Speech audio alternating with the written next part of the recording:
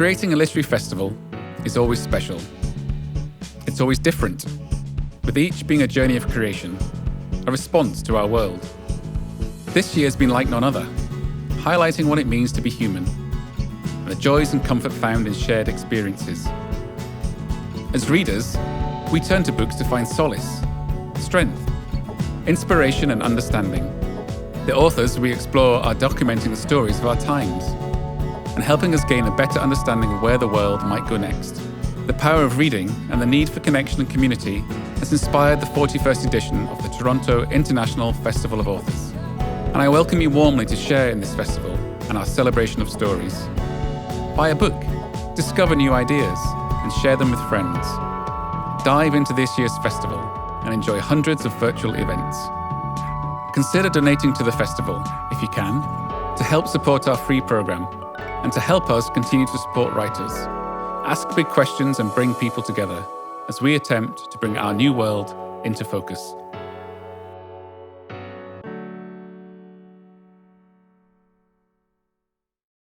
We respectfully acknowledge that words and ideas have been shared on this land for thousands of years. The land on which we operate has been occupied by the Anishinaabe, the Haudenosaunee, and the Wendat peoples, and is covered by Treaty 13 with the Mississaugas of the Credit First Nation. It is part of the Dish with One Spoon territory and is still home to many Indigenous people. We pay respects to their elders, past, present, and emerging. We thank those who have cared for the land and are sharing it with us. We are grateful to be here, connecting with others in the celebration of stories.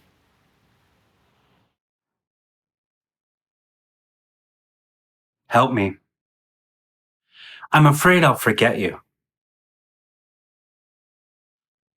Are you the sort of thing that comes as a thought?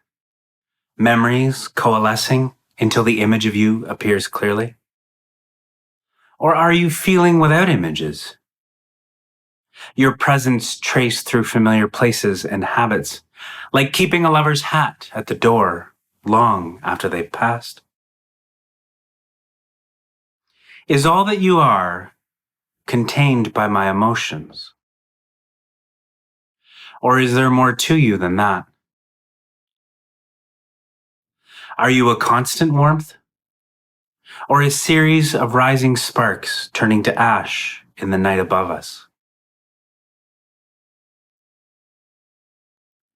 Whether it is our last conversation, the final 10-minute hug that teased envy from people shuddering on a winter street, or even the final K to mark our last text, discrete moments can never stand in for the connection that our friendship gave shape to. Relationship is fire. It must be fed. I was flipping through YouTube, trying to find and clear the source of a particularly incessant notification alert, the kind that had no apparent cause, only a distraction. I noticed your name on my subscriptions list, staring at me like a hungry child. I don't know when I'd subscribed to your feed, but I'm certain it was when you were alive. You have just one playlist, Shower Power. I'm grinning now because I believe everyone should have a list of songs for showers, whether to sing in privacy or to cherish in the only room you're guaranteed to be alone. We all have our safe places, and I wonder if that one is also yours. Music is like a photo album. You connect the moment to your own understanding of the person.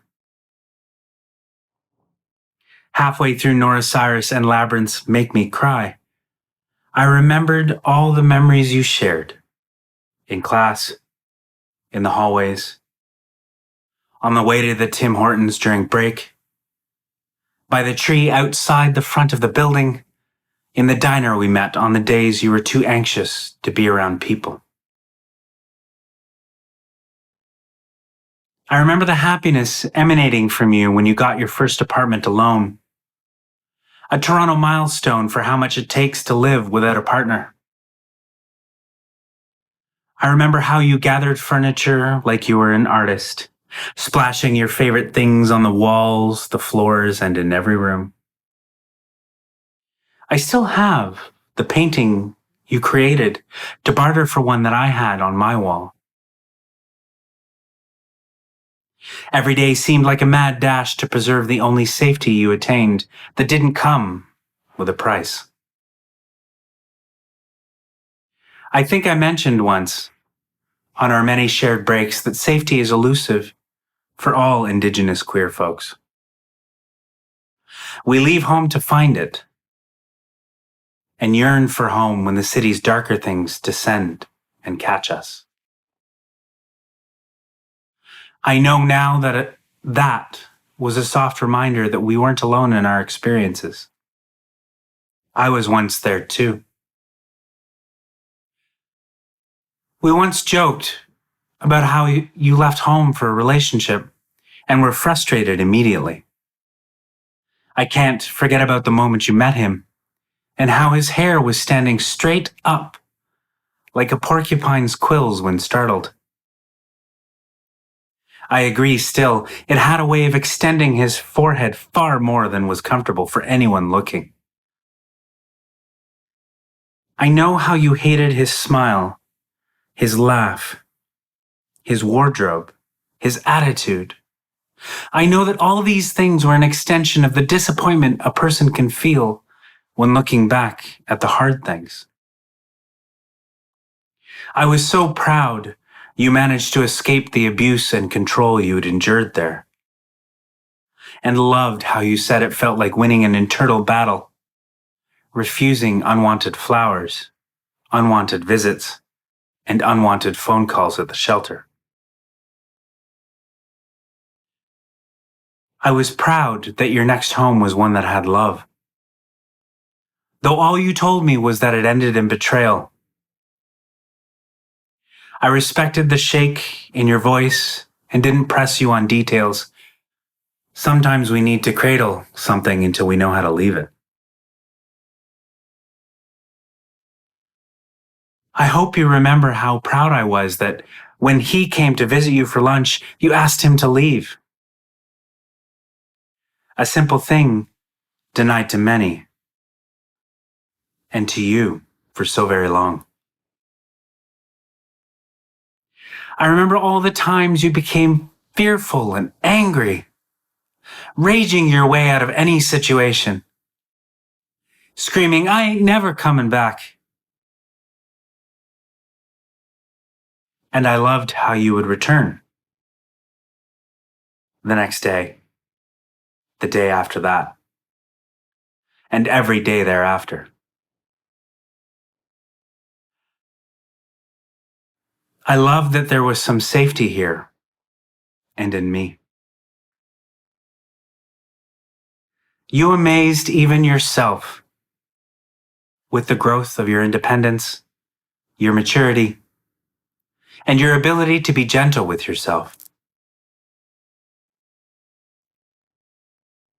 It was beautiful, so beautiful that I missed your steady weight loss and the battles we knew nothing about. I love that I'm able to trace the impact of you through all these things.